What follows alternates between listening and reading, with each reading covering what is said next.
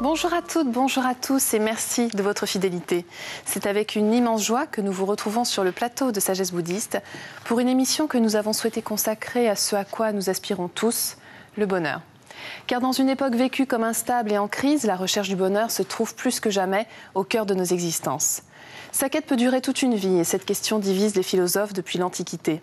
Si pour certains, courir après le bonheur serait la meilleure manière de passer à côté, d'autres pensent qu'il suffit de le vouloir pour le trouver. Alors existe-t-il une définition du bonheur? Comment peut-on le rencontrer? Quels sont les principaux obstacles à sa construction? Et enfin, pourquoi notre relation aux autres et au monde joue-t-elle un rôle si important dans cette quête de plénitude? J'ai le grand plaisir d'accueillir, pour répondre à ces différentes questions, notre invité, Mathieu Ricard. Mathieu Ricard, bonjour. Bonjour.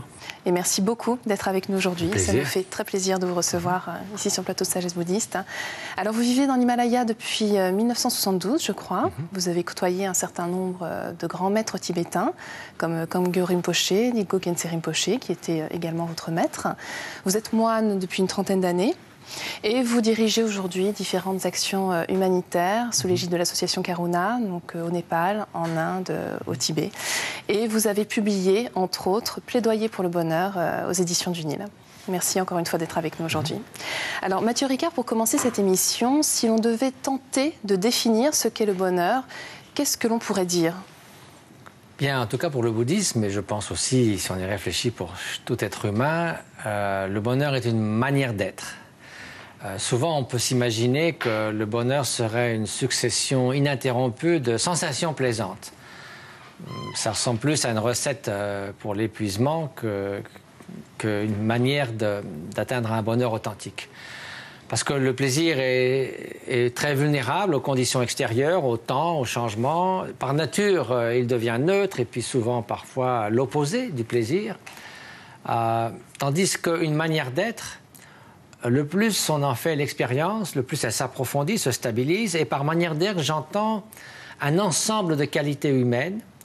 Au premier chef, l'amour altruiste, la compassion, la liberté intérieure, la force intérieure, qui ensemble constituent une manière d'être qui perdure au travers des différents états émotionnels et qui nous donne les ressources nécessaires pour faire face au haut et au bas de l'existence. Donc au lieu d'être vulnérable aux circonstances extérieures, elle nous permet de faire l'expérience de ces circonstances de manière différente.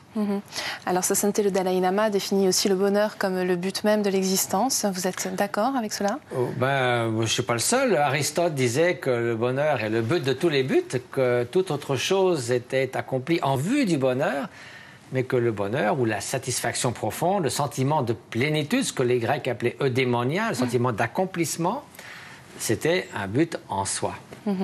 Alors cela fait 10 ans maintenant que vous appartenez au Mind and Life Institute, qui est un institut justement qui permet de faciliter les rencontres entre le bouddhisme et la médecine.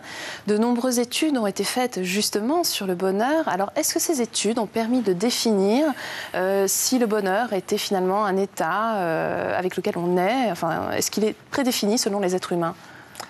Alors tout d'abord, le Mind and Life Institute donc, a catalysé les rencontres entre des contemplatifs, principalement bouddhistes jusqu'à maintenant, et des neurobiologistes, des psychologues, des médecins. Je crois que la contribution majeure de cet effet catalyseur est la recherche fondamentale, c'est-à-dire la recherche sur les états d'esprit, sur l'attention, sur l'amour altruiste, sur les émotions en général. Mais il n'y a pas... le bonheur, ce n'est pas une chose. Il n'y a certainement pas de centre du bonheur dans le cerveau. Par contre, on peut, lorsque des méditants expérimentés, qui ont fait entre 10 000 et 50 000 heures de méditation, s'engagent dans une méditation sur l'attention focalisée, sur la présence éveillée, la pleine conscience, ou sur l'amour altruiste, chaque type de méditation a une signature particulière dans le cerveau. C'est-à-dire qu'il y a des zones du cerveau, jamais une seule, mais tout un ensemble de réseaux de zones cérébrales qui sont activées de diverses façons. Et l'on a notamment remarqué que lorsque ces méditants s'engageaient dans une méditation sur la compassion et sur l'amour altruiste, ces zones correspondaient à d'autres qui étaient connues déjà pour être associées à des émotions très positives.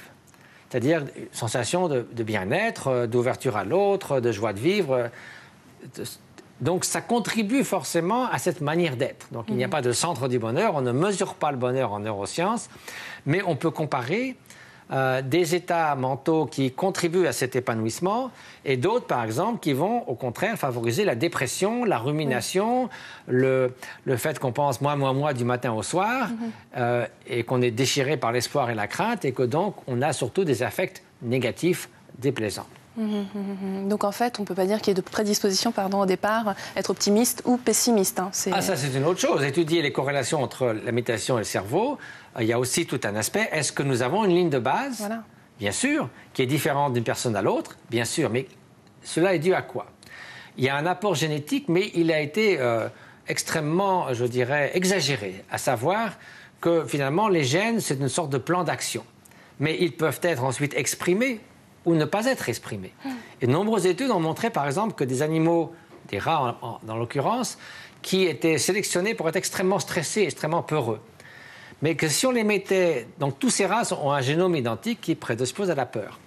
Mais que si on les mettait pendant 10 jours, les 10 premiers jours de leur vie, avec des mères ratonnes, qui étaient particulièrement affectueuses, qui n'arrêtaient pas de lécher, de toucher les petits ratons, eh bien, ces gènes étaient méthylés, c'est-à-dire qu'ils sont en fait bouchés, occultés, et ils ne s'expriment pas. Donc ces rats ne sont pas plus stressés que les autres.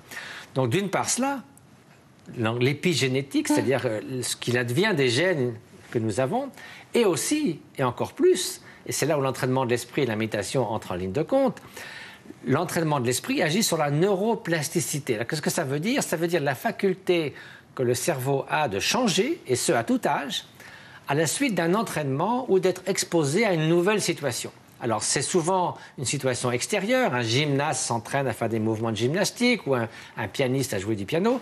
Ici, avec la méditation, c'est un enrichissement intérieur et qui, répété régulièrement, transforme d'une part votre expérience personnelle, mais aussi structurellement et fonctionnellement votre cerveau. Alors, pour illustrer cela, vous utilisez une citation que j'aime beaucoup au début de votre livre, de Luca et Francesco Cavalli-Sforza, qui souligne que le bonheur se construit, ce qui exige de la peine et du temps, et que pour devenir heureux, donc c'est ce que vous dites, c'est soi-même qu'il faut changer, et que contrairement à ce que l'on pourrait penser trop souvent, ça ne dépend pas uniquement des conditions extérieures. Alors, il ne faut pas non plus ignorer les conditions extérieures. Bien sûr, nous souhaitons tous qu'elles soient optimales, particulièrement dans des régions du monde où elles ne le sont pas, où de si nombreux êtres souffrent encore de l'oppression, des massacres, de la famine, de la pauvreté, où il y a des milliards d'animaux qui sont tués chaque année pour la consommation des humains. Tout cela doit être pris en compte.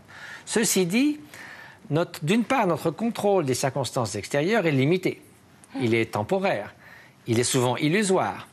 Donc, si nous plaçons instinctivement, comme nous le faisons souvent, tous nos espoirs et toutes nos craintes à l'extérieur de nous-mêmes, on est mal parti parce que l'univers n'est pas un catalogue pour nos désirs.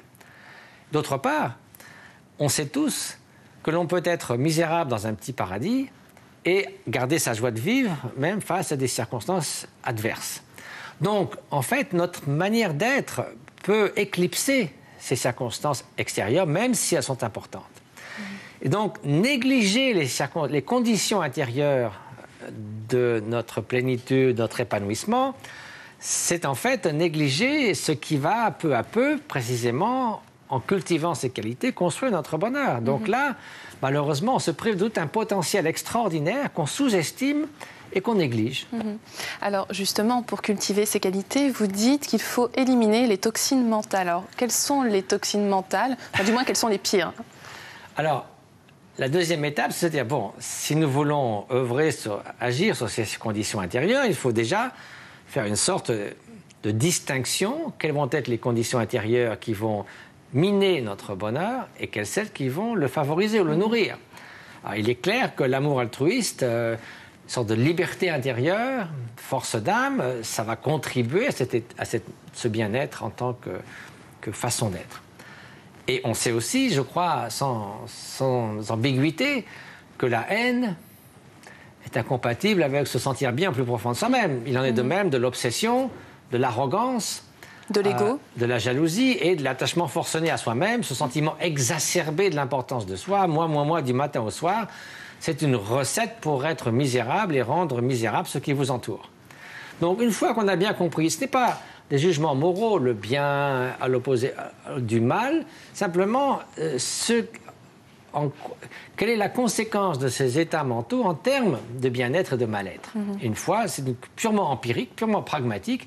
Et on se dit alors, ce sont des toxines mentales. Pourquoi? Parce qu'elles empoisonnent notre bonheur et souvent, en conséquence, empoisonnent le bonheur des autres parce que nous agissons de manière, disons, destructive et négative vis-à-vis des autres.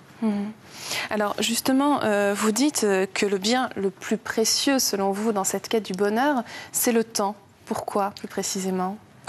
C'est un des biens précieux, mais parce que c'est Sénèque qui disait ça, ce n'est pas un penseur bouddhiste, mais il rejoint les penseurs bouddhistes en disant ce n'est pas que nous n'ayons pas beaucoup de temps, c'est que nous en gaspillons beaucoup.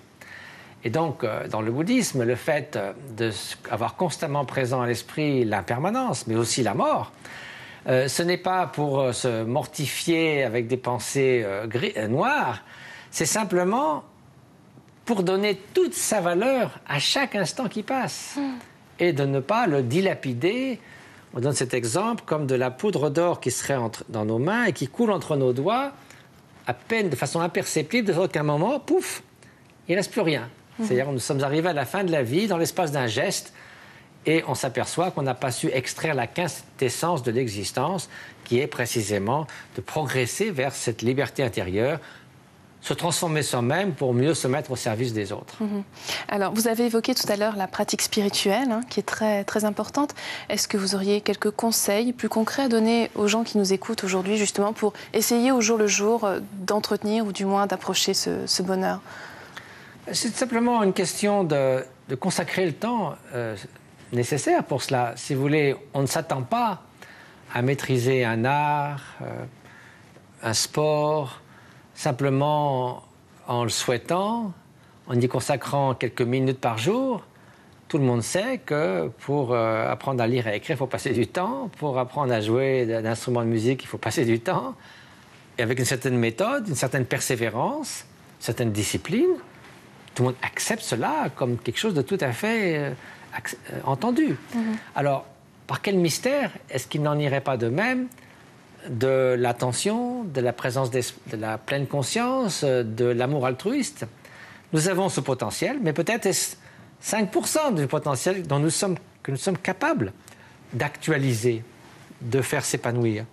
Et si nous ne faisons rien, il n'y a aucune raison pour que ce potentiel s'épanouisse. Donc, il est essentiel d'avoir une pratique continue, assidue, et ce n'est pas un pinsomme, c'est une joie en forme d'effort.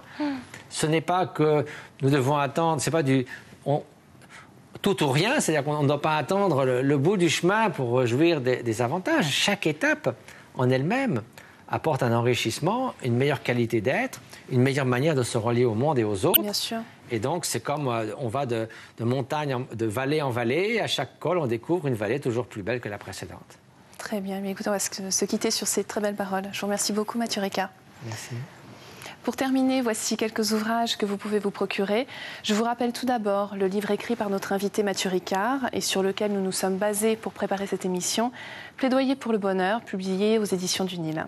Vous y retrouverez les différents thèmes que nous venons d'évoquer, ainsi que de nombreux conseils pour approcher, trouver, mais aussi tenter de retenir ce bonheur. Le bonheur est entre vos mains, petit guide du bouddhisme à l'usage de tous, de Dzigar Kongtrul, préfacé toujours par notre invité Mathieu Ricard et publié toujours aux éditions du Nil. Vous pouvez voir et revoir cette émission pendant toute une semaine sur le site internet de France 2, rubrique Tous les programmes et Chemin de la foi. Merci à tous de votre fidélité. Je vous souhaite une très, très belle journée. À dimanche prochain.